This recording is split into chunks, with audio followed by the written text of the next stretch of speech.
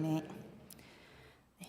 저는 어릴 때 성경 인물 중에 솔로몬을 제일 좋아했습니다. 솔로몬의 별명이 뭐죠? 네, 지혜의 왕이기 때문입니다. 네, 제가 지혜잖아요. 그런데 그거 아시나요? 정작 솔로몬은 하나님께 지혜를 달라라고 한 적이 없다는 사실을요. 오늘 본문이 그걸 말해줍니다. 9절 말씀인데요. 한 번 더 같이 읽어볼까요? 시작. 누가 주의 이 많은 백성을 재판할 수 있사오리이까? 듣는 마음을 종에게 주사 주의 백성을 재판하여 선악을 분별하게 하옵소서. 아멘. 솔로몬은 지혜를 달라고 하지 않았습니다. 그가 간구한 것은 무엇이었나요? 네, 듣는 마음이었습니다. 그런데 왜 솔로몬은 지혜의 왕으로 불리는가 하면 이유는 단순합니다. 하나님께서 솔로몬에게 지혜를 주셨기 때문입니다. 11절 말씀인데요. 우리 이것도 함께 읽어볼까요? 시작. 이에 하나님이 그에게 이르시되 내가 이것을 구하도다. 자기를 위하여 장수하기를 구하지 아니하며 부도 구하지 아니하며 자기 원수의 생명을 멸하기도 구하지 아니하고 오직 송사를 듣고 분별하는 지혜를 구하였으니. 아멘. 솔로몬이 하나님께 간구한 것은 듣는 마음이었습니다. 원어로는 레브 쇼메아라고 합니다. 레브가 마음이고요. 쇼메아가 듣다를 의미합니다. 예전 개역 한글에서는 지혜로운 마음으로 번역했었다고 해요. 그러나 저희가 지금 읽고 있는 이 개역 개정에선 좀 더 원어의 뜻에서 맞춰 듣는 마음으로 번역이 되었습니다. 그런데 이 쇼메아는 여러 가지 의미를 가지고 있습니다. 단순히 귀로 듣다라는 의미도 있지만 이해하다, 동의하다, 순종하다와 같은 뜻도 가지고 있다고 합니다. 이 문장 내용에 따라서 적절하게 해석되는 단어가 이 쇼메아입니다. 그렇다면 오늘 본문에서는 어떤 의미로 우리는 해석하면 좋을까요? 이번에 새로 번역된 새 한글 성경에서는 이렇게 번역했더라고요. 그러니 주님의 종인 나에게 알아듣는 마음을 주십시오. 개인적으로 한글 번역 중에서는 저는 이게 가장 알맞은 번역이다라는 생각이 듭니다. 이 알아듣는 마음. 특히 왕으로서 여러 가지 재판하기 위해서는 하나님의 뜻과 백성들의 마음을 충분히 알아들을 수 있어야 했을 거니까요. 그리고 지혜의 근본이신 하나님은 솔로몬의 말을 알아들으시고 솔로몬에게 가장 필요한 것을 주십니다. 바로 지혜를 말이죠. 고로 오늘 말씀은 말합니다. 지혜로운 사람은 잘 알아듣는 사람이다. 모두가 지혜로운 사람이 되고 싶어 합니다. 우리 아까 이만희 선생님 기도하실 때도 우리 아이들에게 지혜를 주십시오라고 기도했잖아요. 얼마나 원하면 자기 자녀 이름을 저처럼 지혜라고 짓겠습니까? 네. 그런데 우리가 생각하는 지혜와 오늘 본문이 말하는 지혜는 조금 다르다는 생각이 듭니다. 대부분 사람들은 지혜로운 사람은 냉철하고 사실만을 전하는 사람으로 생각하곤 해요. 알아듣다라는 단어에서 알다, 즉 안다는 것에 치중을 하는 거죠. 나 그거 알아. 그건 틀렸어. 내 말이 맞아. 그게 맞아. 이게 지혜라고 생각하는 거죠. 특히 타인에게 지는 사람은 지혜로운 사람이 아니라고 생각하는 경향이 있습니다. 대화를 토론으로만 대하는 사람들이 주위에 종종 있죠. 정말 대하기 싫은데요. 사실 토론조차도 우리는 의견을 나눈다라고 표현을 하는데 말이죠. 제가 초등학교 때 시에서 열리는 토론대회를 나간 적이 있어요. 학교 대표로 저 포함 3명이 뽑혔는데요. 대단하시죠? 사실 저는 굉장히 놀랐습니다. 왜냐하면 저는 엄청나게 내성적이고 말을 잘하는 학생이 아니었기 때문이에요. 그런데 지도 선생님께서 각자의 역할을 이렇게 분배해 주실 때 저는 그 이유를 알겠더라고요.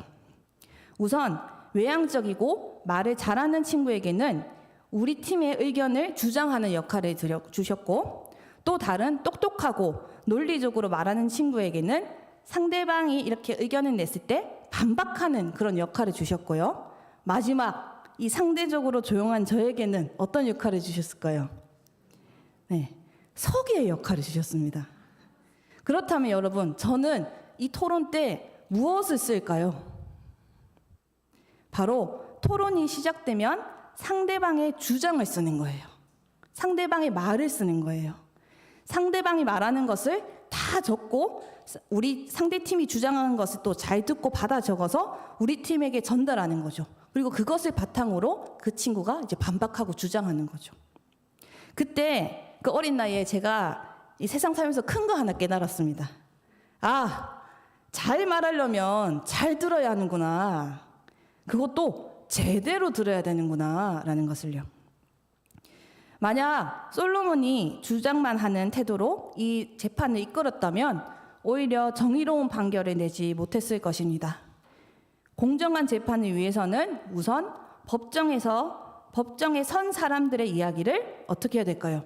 잘 들어야 합니다. 그것도 제대로요. 이처럼 설령 내 주장이 이겨야 하는 순간에서도 상대방의 말을 잘 들어야 하는데, 우리는 가벼운 대화 중에서도 내 생각, 내 의견, 내 주장을 전하기에 급급한 경우가 참 많이 있는 것 같습니다.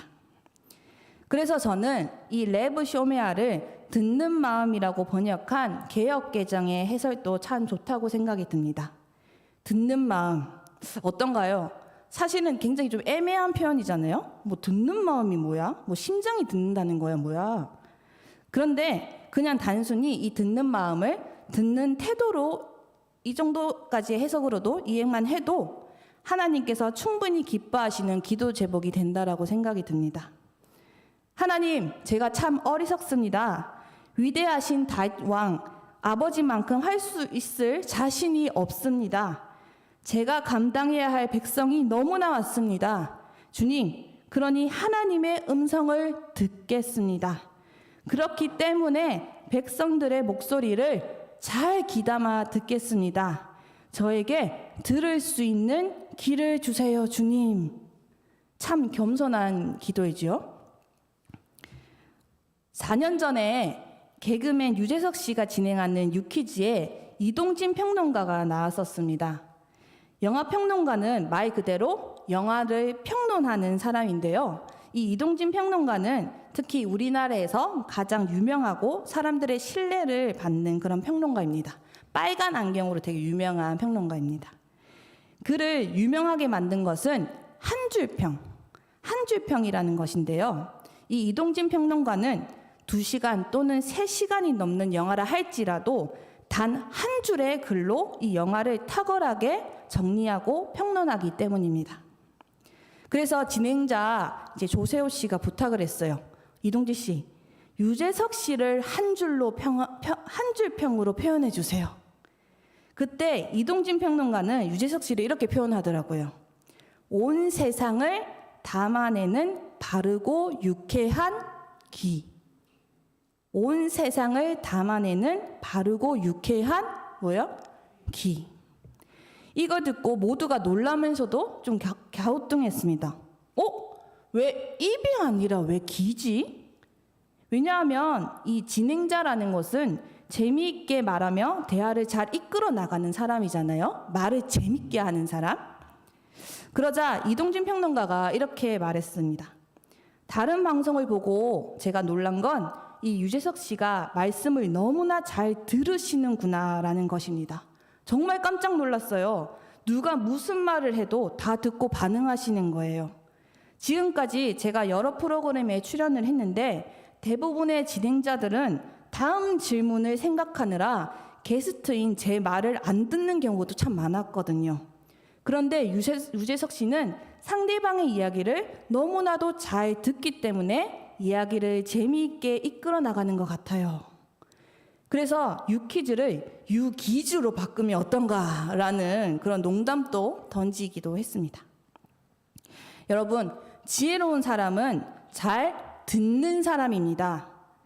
오늘부터 우리 대화할 때 잘 들어보면 어떨까요?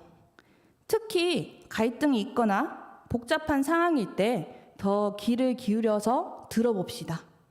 오히려 우리가 들을 때 문제의 회복, 관계의 회복이 일어날 것이라 믿습니다. 우리 이 듣기의 회복을 간절히 소망합시다. 그리고 무엇보다 우리는 하나님의 음성을 듣기 위해 귀를 기울여야 합니다. 제가 밖에 나오면 참 기분이 좋아요. 항상 방송실에 있다 보니까 굉장히 답답하거든요. 제가 방송실에 있다 보니까 성도님 여러분들을 잘 만나지 못해서 항상 늘 아쉬운 마음인데요. 그런데 좋은 점이 하나 있어요. 여러분들의 이 예배 드리는 모습을 이 앞에 있는 카메라를 통해서 너무나 자세히 잘 볼 수 있다는 그런 장점이 있습니다. 특히 2부 예배 때 제가 좀 최근에 감동받은 거는 이쪽 편에 앉으신 우리 장로님, 지사님들께서 이어폰을 끼시고 이렇게 예배를 드리시는 모습을 제가 봤습니다. 근데 저는 그 모습이 참 은혜가 되는 거예요.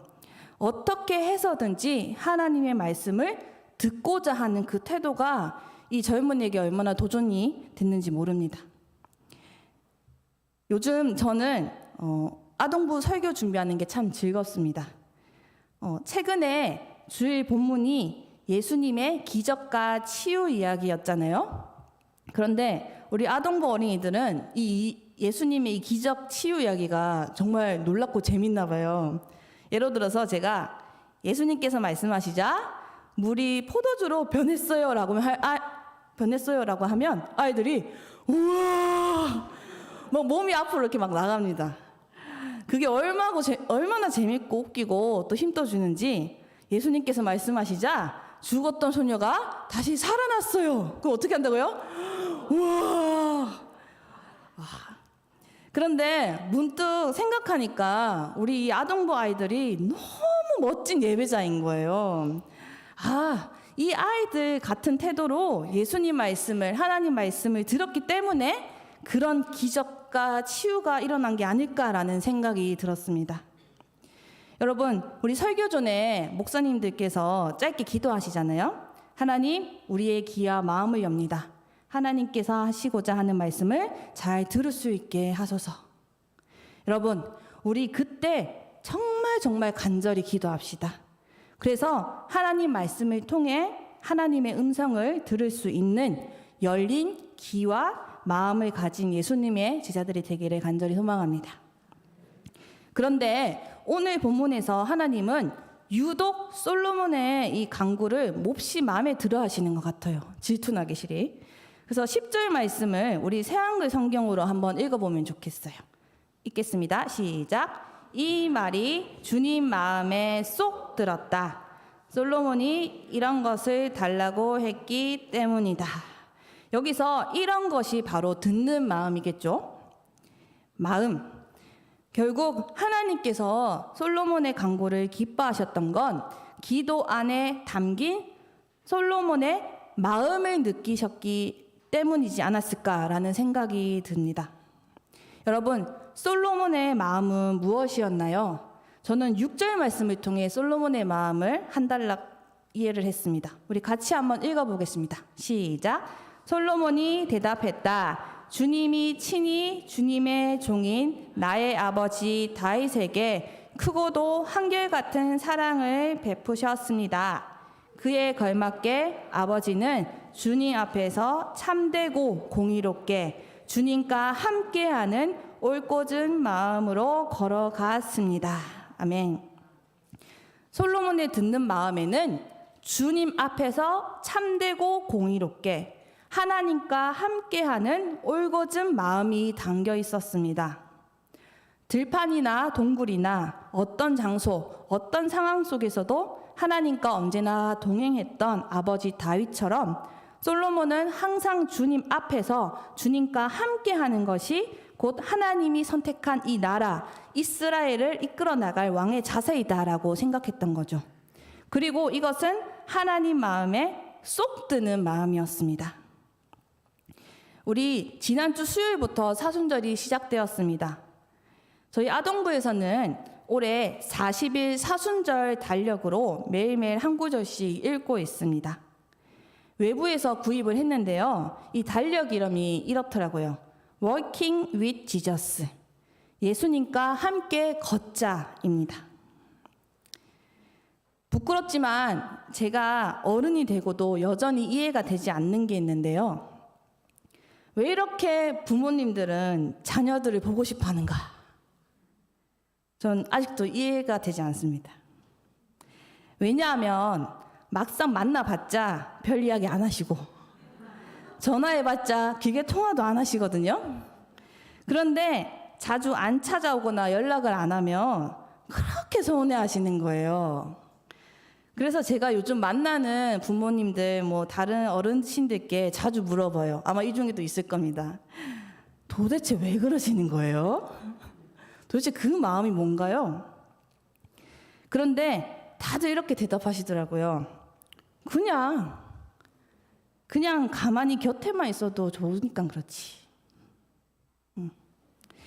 무슨 다리를 주물러 주거나 등을 두드려 주거나 그런 거 안 해도 용돈을 안 줘도 그냥 좋으시대요.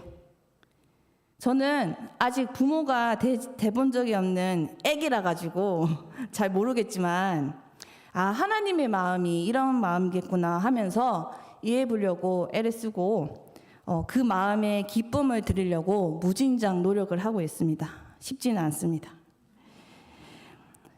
여러분, 우리의 진짜 부모이신 하나님도 똑같으신가 봐요. 하나님, 저는 어린아이예요. 저와 함께 해주세요. 저 하나님과 언제나 함께 있고 싶어요. 그럴 수 있게 도와주세요. 저를 붙잡아 주세요. 이 솔로몬의 말이, 이 사랑이 하나님은 무진장 좋으셨나 봐요. 여러분, 우리도 하나님과 함께 있기를 간절히 원합시다. 우리 사실 도움이 많이 필요하잖아요. 기도할 내용이 사실 너무 많잖아요. 사순절이 시작하면서 담임 목사님께서 부르짖는 기도를 권면해 주셨는데요. 우리 하나님께 많이 부르짖읍시다. 하나님, 제가 어리석습니다. 제가 많이 부족해요. 하나님, 저와 함께 해주세요. 라고 우리 하나님께 부르짖어 기도하는 사순절을 보내기를 간절히 소망합니다.